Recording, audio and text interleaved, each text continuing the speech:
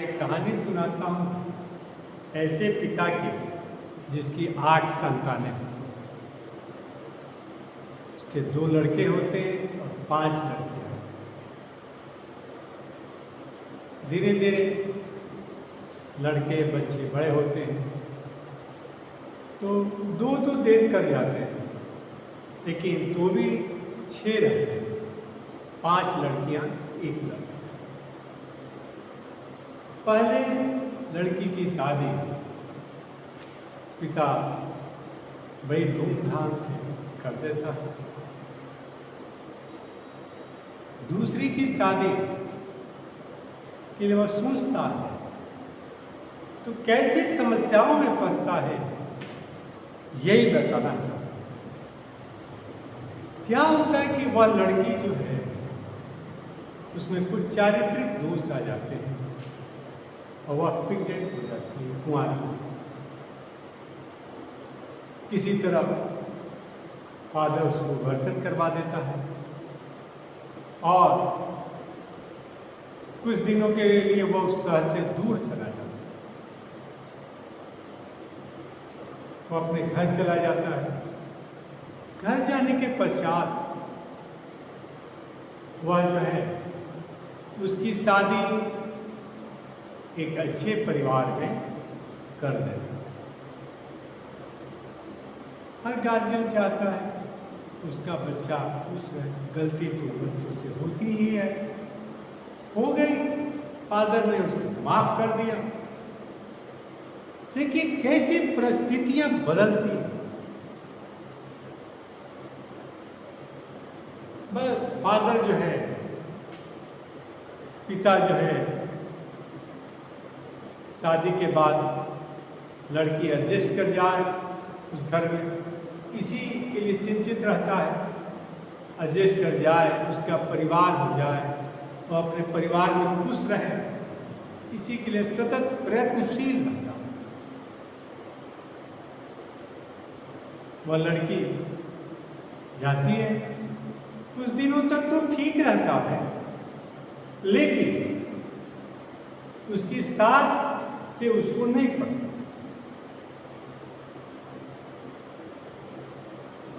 उसका हस्बैंड उसे अपनी नौकरी पर ले जाता है। वहाँ नौकरी पर भी वह लड़की ठीक रहती, खुश रहती, लेकिन वहाँ जाने के बाद मालूम चलता है कि उसके हस्बैंड की एक अनऑथराइज्ड बिन ब्याही पत्नी भी, जिसको उसके मदर फादर नहीं जानते, लड़की मालूम चलता है।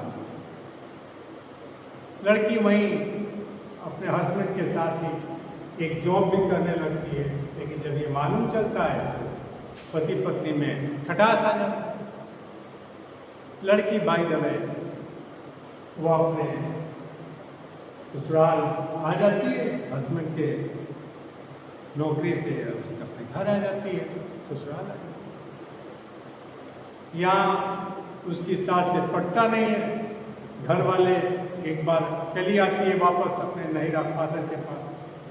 फादर समझा बुझा के उसे उसके ससुराल ले जाते हैं। वहाँ जाके कंप्रोमाइज होता है, एंड प्रकरण बहुत सारे जो होते हैं कार्य होता है,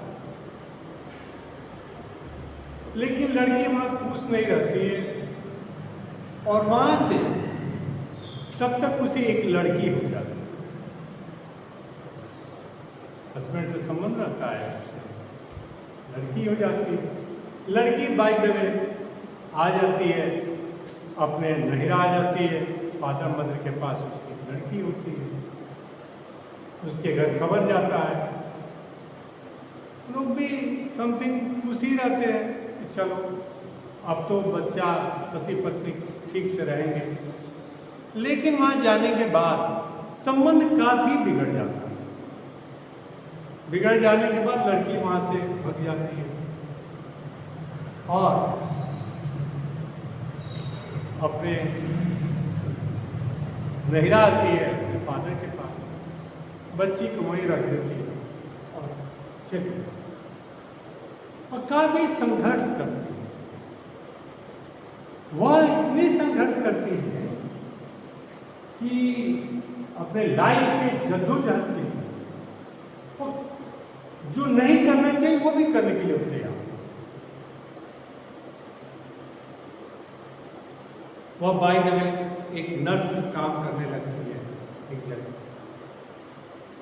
नर्स के काम करते करते वह काफी ट्रेंड हो जाती है। ट्रेंड हो जाती है तो धीरे धीरे उसकी आमदनी भी बढ़ने लगती है। आमदनी बढ़ने लगती है तो उसकी लाइफ स्टाइल भी थोड़ी सी स्टैंडर्ड हो जाती है, बदल जाती है। तभी उसे एक इंजीनियर से संपर्क होता है और इंजीनियर से संपर्क क्रम में धीरे धीरे बात आगे बढ़ती है और उससे मैरिज हो जाती है। लेकिन बाय द वे भी नशा करने वाला निकल जाता है। ये दुर्भाग्य है लड़की का, नशा करने वाला निकल जाता है। देखिए कैसे उसके जीवन में परिवर्तन और खुशहाली आती है। लेकिन वह जिस्ट करती है, वो अपने हस्बैंड को काफी समझाती है, बुझाती है। उसके साथ वह इतना जिस्ट करना चाहती है कि वह दूसरी जगह चली जाती है। वहाँ ठेले पर सामान बेचती है, चाट पकौड़ी बना के बेचती है हस्बैंड के साथ। क्योंकि हस्बैंड भी इंजीनियरिंग पढ़ता रहता है, वो छोड़ देता है। हस्बैंड भी बहुत बड़े परिवार से रहता है, लेकिन वह नहीं सुधरता, उसको लेके चली जाती है दूसरी जगह। उसके साथ एक बहुत बड़े शहर में वहाँ होटल चलाती है, ठेले पे जो खाना तैयार करती है, लोगों को बेचती है, खिलाती है। लेकिन वो उसका हस्बैंड नशेड़ी होता, ये बात उसे मालूम नहीं चलता। धीरे धीरे बात मालूम चलती है। इसके लिए मार झगड़ा सभी होते हैं, लेकिन वह नहीं सुधरता। पुनः वह अपने वापस आ जाती है और फिर वह नर्स की काम करने लगती है। करते करते करते वह एक नर्सिंग होम में रहने लगती है।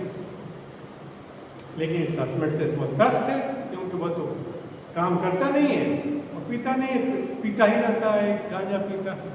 तब तक उसे उस इंजीनियर वाले से भी एक बच्चा हो, बच्चा खुश रहता है। लेकिन वह ऐसा फादर है जो बच्चे का देख रेख भी नहीं कर सकता, कमा तो रहा नहीं।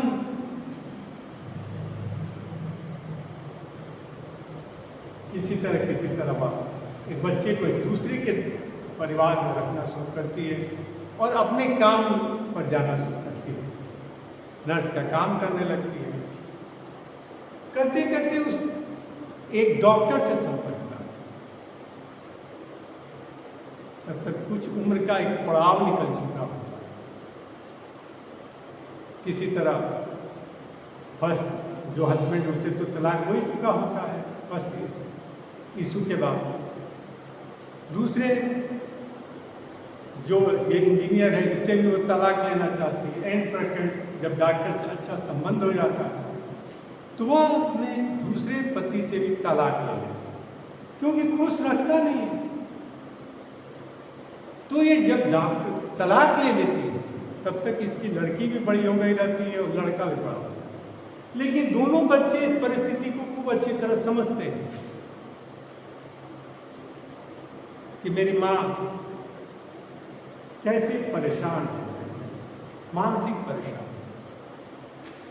वे भी कहते हैं कि ठीक है शादी कर लो, उसी डॉक्टर अंकल से ही शादी कर लो।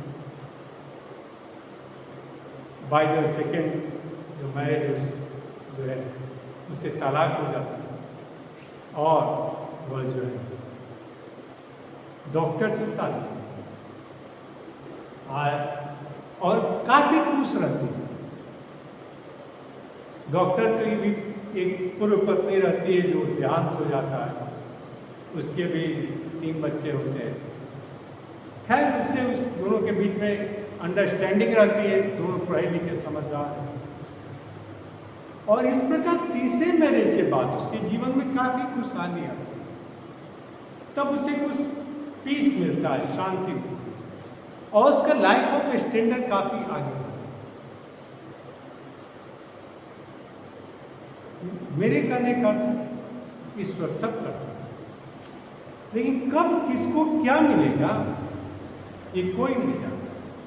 लोगों की एक शादियां नहीं होती, यहाँ उस लेडीज की 3-4 शादियां हो चुकी हैं। शादी बिफोर मैरिज पे बच्चा रह जाना एक तरह से मैरिज ही, और मैरिज के बाद यानी रजिस्टर्ड प्री मैरिज हो गया। तो पहले से शादी जो फादर करते हैं उससे खुशहाल नहीं रहते, दूसरे से वो खुद करती है उससे भी खुशहाल नहीं रहती, लेकिन तीसरी जो वह शादी करती है उससे काफी खुश है। तो उम्र के एक पड़ाव आने के बाद ईश्वर ने उसकी सारी इच्छाएं पूरी,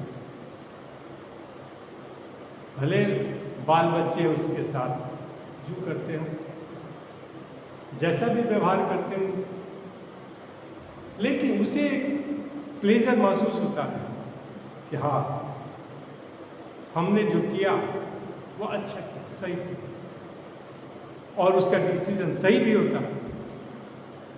फादर तो उसके रहते नहीं, मदर रहती नहीं इस धरती पर कि उसकी खुशहाली को देखे, लेकिन वह काफी प्रसन्न रहती है, प्लेजर महसूस करती है।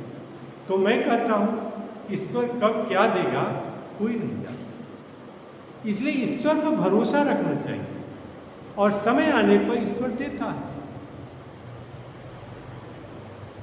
ईश्वर उस लड़की को एक उम्र के ढलान के बाद सारी सुविधाएं दी। हो सकता है कि उसके जीवन में पहले संघर्ष भी था, तो ईश्वर सब सुनता है, देखता है और समय पर सब कुछ देता है।